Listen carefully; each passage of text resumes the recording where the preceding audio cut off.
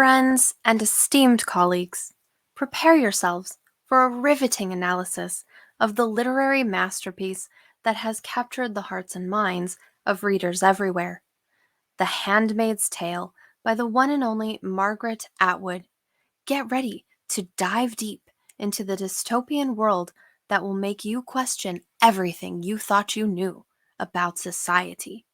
Ah, behold, this bleak gem, showered with praise for its pro-feminist prowess.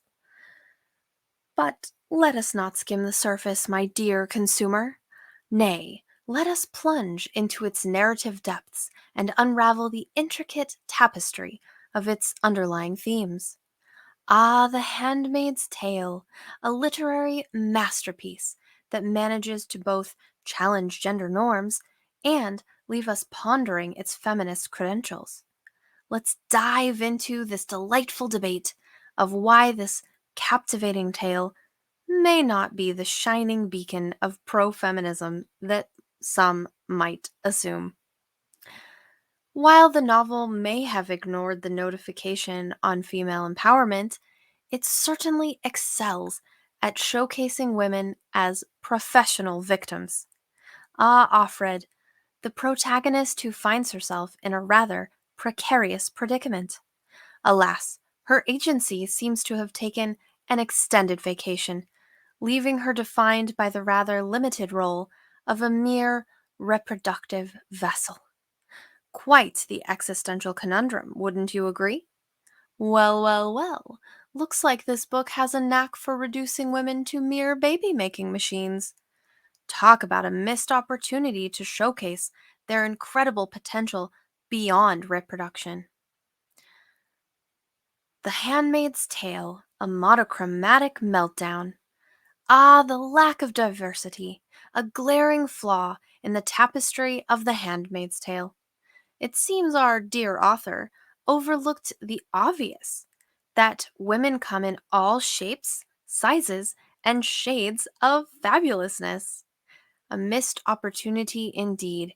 For what better way to showcase the kaleidoscope of female experiences than in a futuristic hellscape? Ah, behold, the literary masterpiece that showcases the riveting tales of those privileged white women, blissfully unaware of the intricate tapestry of feminism's intersectional wonders. Oh, the book sure knows how to keep things exclusive.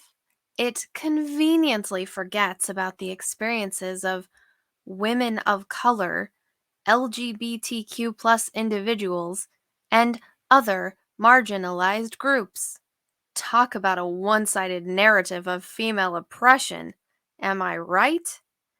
The novel really knows how to highlight the incredible oppression faced by women, but it seems like the organized feminist resistance is taking a little vacation. Maybe they're just waiting for a more convenient time to fight the patriarchy? Without a collective feminist movement, the potential for meaningful change is about as elusive as finding a unicorn in a haystack. Instead of empowering women to conquer their oppressors, the story seems to suggest that women should just sit back and wait for a superhero to save the day. Or a car driver. Whatever. It's like saying women can only be powerful if someone else gives them permission. How about we rewrite that narrative and give women the credit they deserve for being their own heroes? The juicy gossip of female rivalry also takes center stage, adding a dash of betrayal to the mix. The Handmaid's Tale takes sisterhood to a whole new level by showcasing women engaging in not so friendly competition to see who can outdo each other in creating a toxic environment. Solidarity becomes the rarest gem in this dazzling display of female rivalry. Oh, the narrative loves to play hide and seek with the true battle against patriarchy, leaving us all tangled up in internal conflict.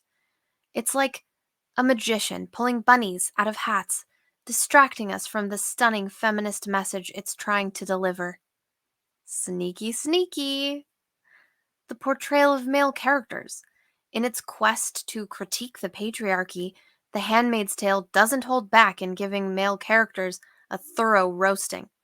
By painting men with the broad brush of the oppressors, the novel seems to suggest that achieving gender equality is a classic showdown between the sexes, completely ignoring the fact that men can be valuable allies in the feminist movement.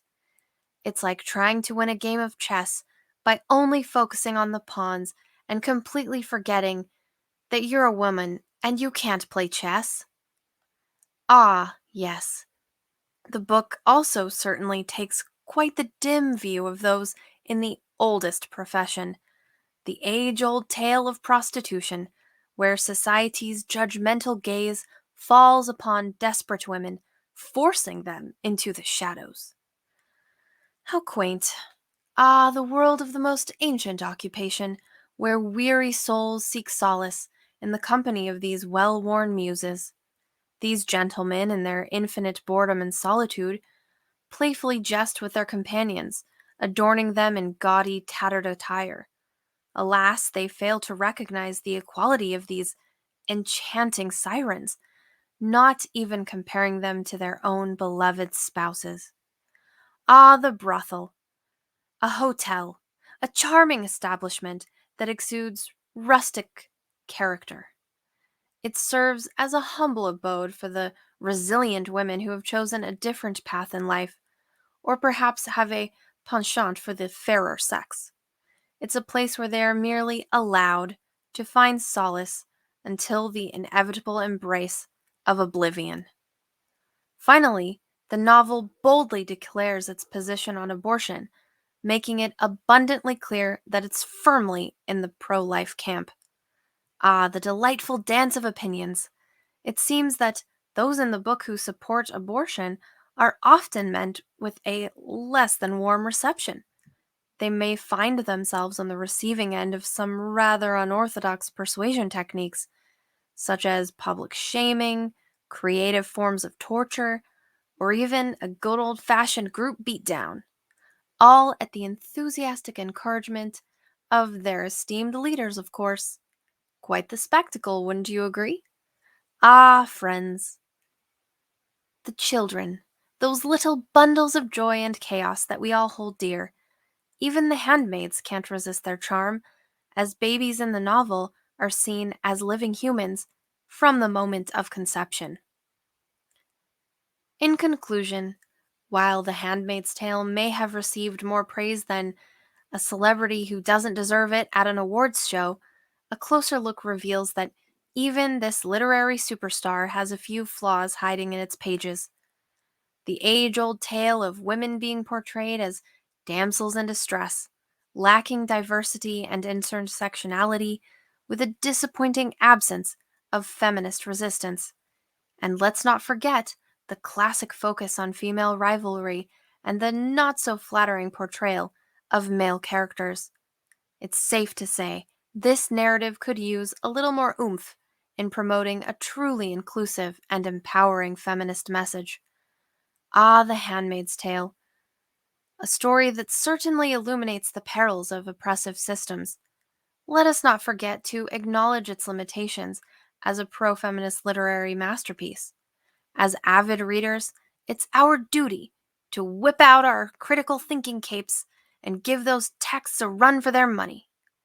Let's challenge those interpretations, shake things up, and sprinkle some nuance on feminism, like a fancy seasoning.